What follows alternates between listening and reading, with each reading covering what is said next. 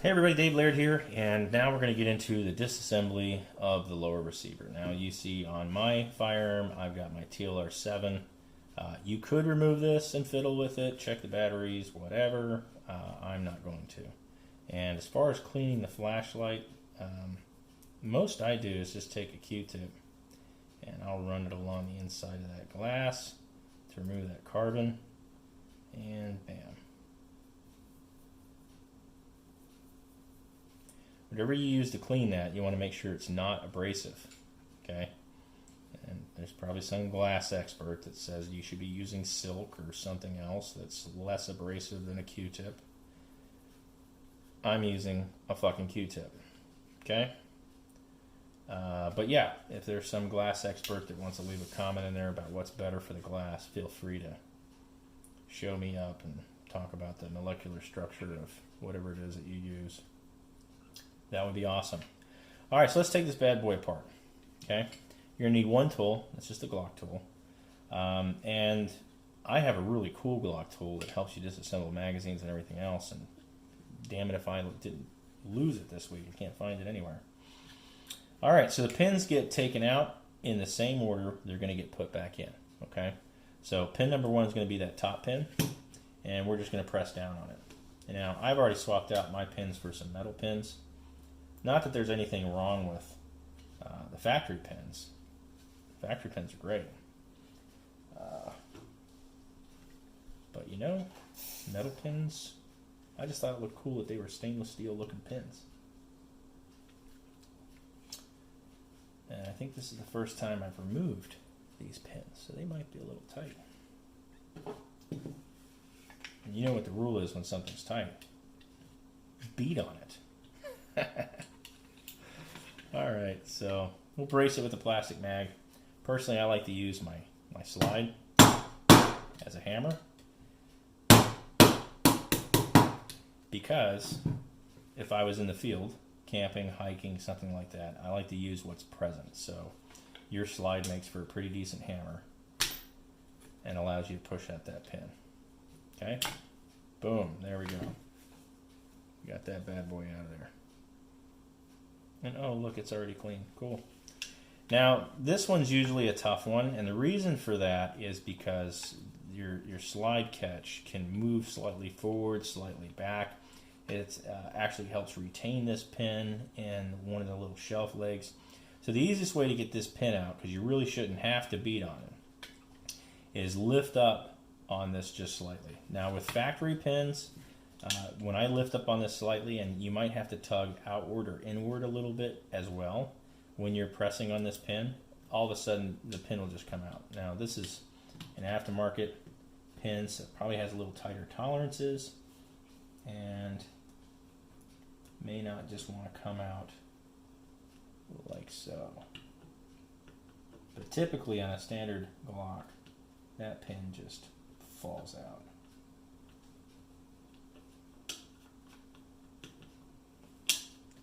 Of course, it's going to make me out to be a liar.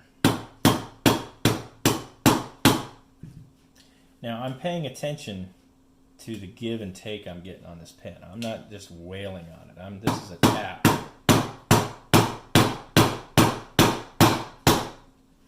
Okay, and the reason why I want to feel and make sure that it's moving smoothly is because I don't want to bend or break anything in here. This is the only piece that's, probably going to want to get caught on something. So.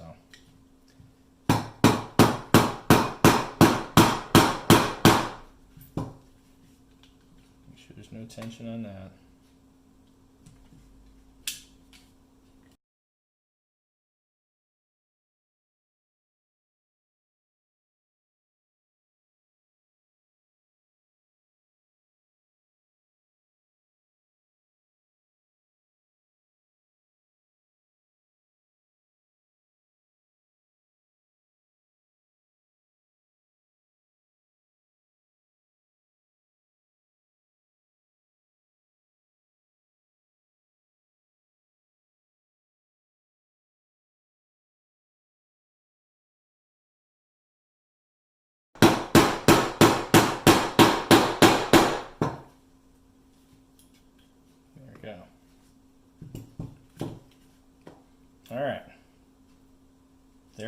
that got that pin out.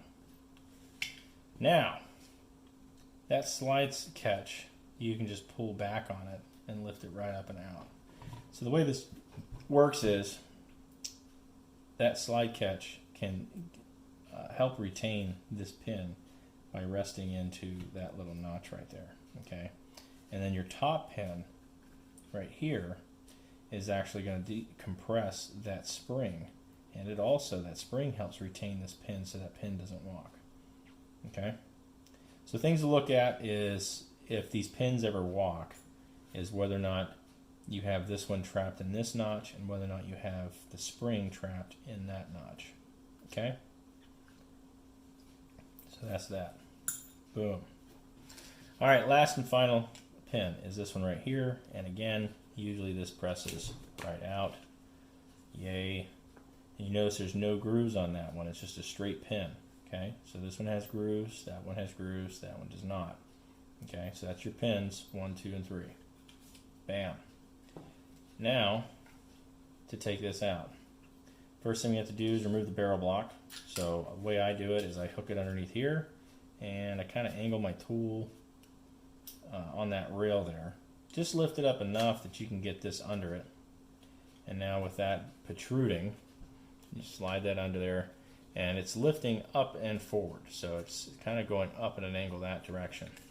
Okay, and with that removed, okay, now your whole trigger assembly will come out. So you're just going to hook your finger underneath here, and you're going to pull straight up on this, and there's your whole trigger assembly. So that pretty much leaves all this area empty, minus your, I like to call this the barrel lock. It's probably the wrong name. But your barrel actually hooks onto that. So you'll see that there's a little lipped edge right there that needs to face towards the rear. That's what actually locks and holds the barrel in place, which is why you have to pull down on this in order to let the slide assembly slide off. Okay. In order to remove that, you just press down on that spring right there, and it'll fall out just like so. Now that spring's kind of a pain in the ass because that spring steel, it's just kind of hooked in there. So when you do this, this may want to come out. It's kind of a pain in the ass to put back in place. So make sure not to fiddle with that. But here we go again. You can see that there's two sides to this. Let's clean it up a little.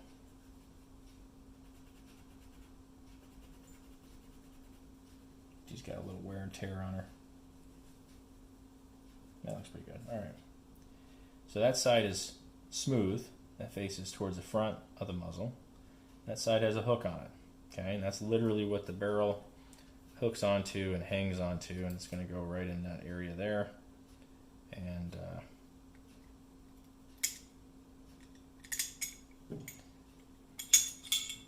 if I take that barrel and hook it on there, you'll see that it actually hangs. Okay, it hangs right on that hook. So that's what keeps that barrel in place.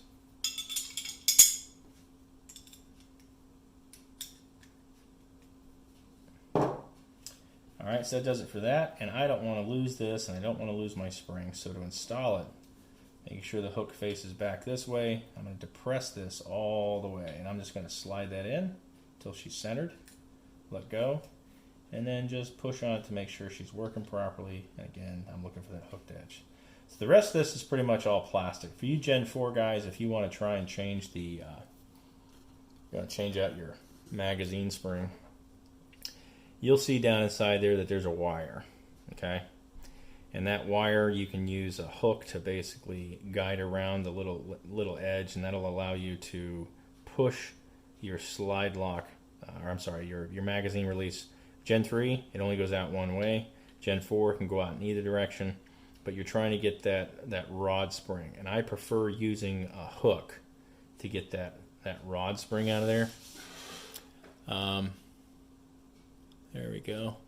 I prefer using a hook to just hook in there and pry that out, because anything else is usually doesn't work too well, like a flathead screwdriver or something like that. Like I actually like using a mechanic's hook. Okay. All right. So turn that light down a tad bit. There we go. Boom. Alright, so that takes care of that. That's pretty much as far as you need to disassemble. And with this area here, I mean, you can use an aerosol cleaner or whatever. Usually it'll turn your grip and everything a funny color when you're using an aerosol. Like, not necessarily brake clean, but... Anyway, any aerosol cleaner, bad mojo. Okay? Alright, so you just reach in there with a rag and wipe that stuff out. I'm going to go run this under hot water. That's the joy of polymer. We'll come back to that later. Alright, so there's our trigger assembly. Okay?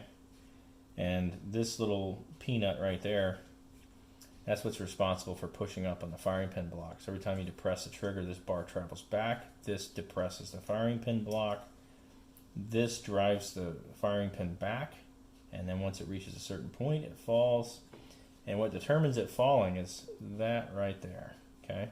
So here it is in a full forward position. As it starts to travel back, that disconnect drives the firing pin down, moving it out of that channel.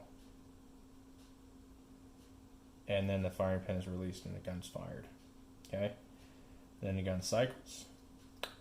And it's put into the reset position and you begin to press for your next trigger press. Okay? Cool stuff. To remove this, basically I just give it a little twist like that. Pay attention to how the spring is arranged. That spring is facing up. That one's facing down. Okay?